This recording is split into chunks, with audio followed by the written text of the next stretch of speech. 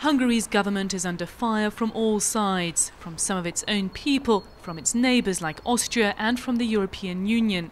Prime Minister Viktor Orbán is accused of violating key EU rules with a new constitution he brought in on January the 1st.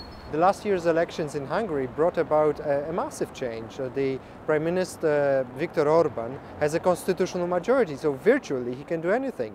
But again, it's not the case that if you have a constitutional majority, you can say that black is white and white is black. In a highly unusual move, the European Commission has now opened legal proceedings. The College has just decided to launch infringement proceedings against Hungary on 3 issues: the independence of the National Central Bank, the retirement age of judges, and the independence of the Data Protection Authority. Hungary now has 1 month to respond to these specific charges, but there's a broader nervousness that the new laws mark a dangerous political shift. The judiciary, according to the new legislation, as I'm sure you know, 250 judges across Hungary should be forcefully retired this year, which means that the party in power could name 250 judges right now. You can imagine what it means if they named only people from their party and pretty young, let's say people in their 40s.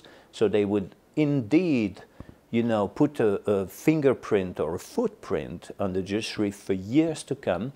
Hungary is a key member of the European family. We do not want a shadow of doubt on respect for democratic principles and values to remain over the country any longer. A key concern is the political interference in the central bank in Hungary. And that at a time when Hungary is seeking a €20 billion credit line from the European Union and the International Monetary Fund in order to keep the country afloat.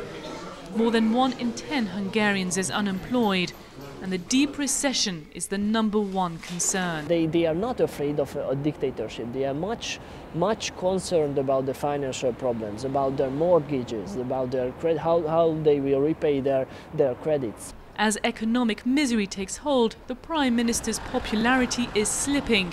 But many Hungarians also feel let down by the EU. Hungarians, and I think the Czechs, the Slovaks, had many illusions before the joining, that after the joining everything will be good and everything will be great. And now we, the Hungarians, just realize that no, that nothing really has changed. Prime Minister Viktor Orbán is due here in Brussels for talks on the new laws next week. And the EU knows that it holds the trump card because it can decide to block the credit line he's requested and impose financial penalties.